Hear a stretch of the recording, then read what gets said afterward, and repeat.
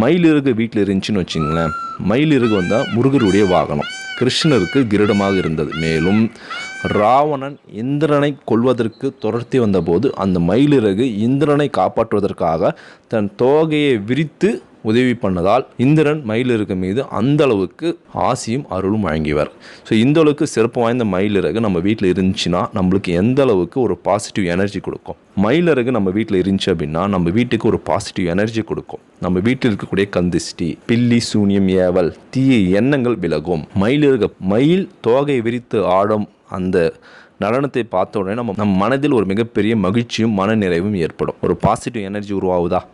So அந்த மயிலிறகு நம்ம வீட்டில் வச்சுருந்தோம்னா நம்மளுக்கு எந்த அளவுக்கு ஒரு பாசிட்டிவ் எனர்ஜி, சந்தோஷம் ஏற்படுது. மயிலிறகு வீட்டில் இருந்துச்சு அப்படின்னா நம்மளுக்கு ஒரு மிகப்பெரிய பாசிட்டிவ் எனர்ஜி கொடுக்கும். First point. ரெண்டாவது, மயிலிறகு அந்த காலத்தில் அரசர்கள் எதுக்காக உபயோகப்படுத்தினாங்க அப்படின்னா, மயில் இறகில் இருந்து வர